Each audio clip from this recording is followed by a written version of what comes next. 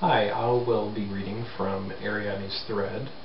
This is a book that I purchased for a college course called Ethics in Biology. Never read it in the class, haven't read it since then either, so hopefully you and me will both learn something here together.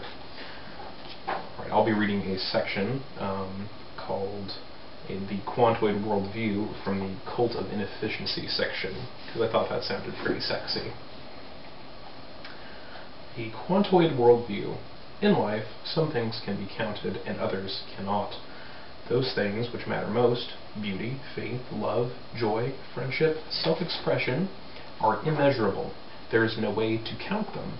They are not marketable. As soon as we put a price on them, they are prostituted and debased. Yet, as a society, this is exactly what we do. Only what can be bought and sold is given value. Indeed, it is this counting syndrome which arises out of the cult of efficiency that makes material goods so desirable. Happiness becomes a number. The number of bathrooms in one's house, the cars in the garage, the valentines received at school, of promotions up the corporate ladder of success, of awards, achievements, accolades. What are your school test scores? What is your income? How much? How many? The pervasive obsession with the number is a quantoid worldview, quantum plus oid meaning like. So,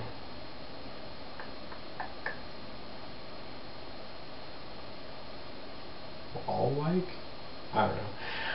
Its opposite is a humanoid worldview, about which more later. Here's philosopher Henryk Skolimowski's assessment of our predicament.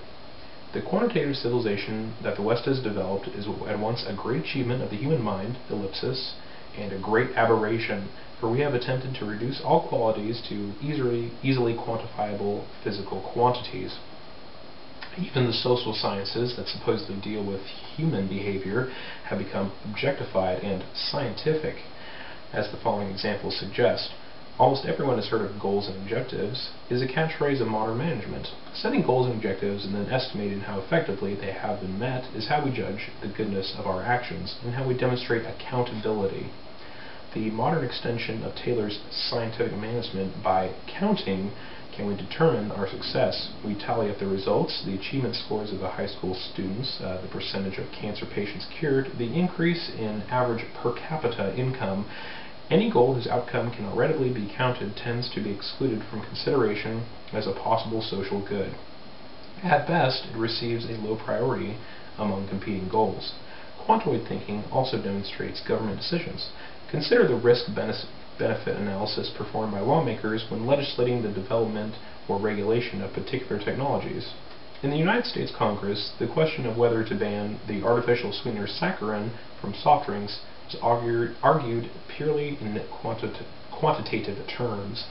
How many banned versus how many excess fatalities from bladder cancer. Wait, hang on, I skipped a line. There we go. Okay.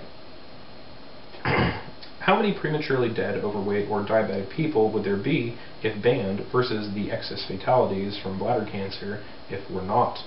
All discussion revolved around numbers, body counts, dose levels, thresholds of carcinogenity, probabilities of morbidity.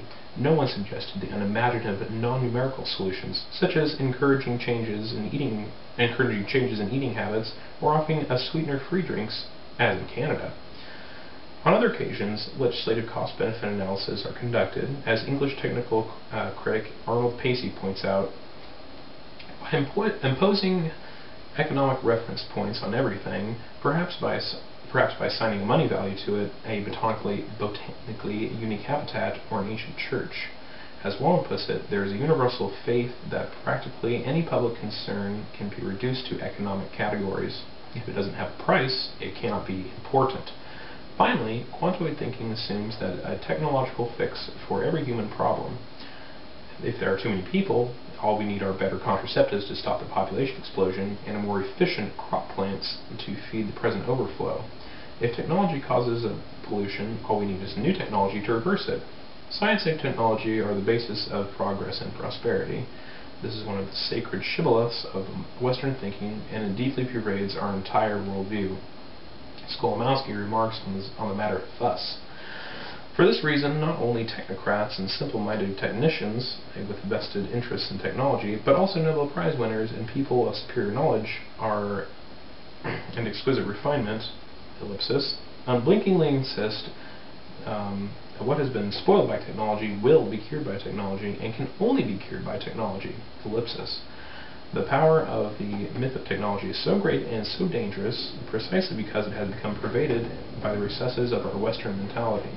Technology has become our physical and mental crutch to such a pervasive and perverse degree that even if we realize it devastates our natural human habitat, our immediate reaction is to think about another technology which will mend it all. Technology is a state of Western consciousness. So deeply is society hooked on technology that when things go wrong, the first cry is to upgrade, modernize, and reinforce the scientific/technological establishment. That was the response to Sputnik, and that is the current response to the flagging economy. Topical.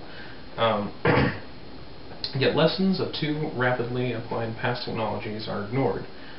Clumsily organized cities, energy extravagant skyscrapers, destructive agriculture are all far from ideal technologies upon which, however, we have become utterly dependent.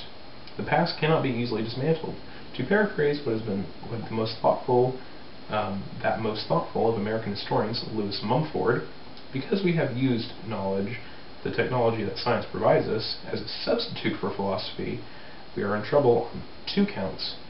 We have no guide as to what technologies we should attempt to develop, and we run the risk of becoming trapped even more deeply than today by our technologies of our own making. Without moral guidelines, we are passive agents at the mercy of technological imperative, which in turn has been driven by the cult of efficiency.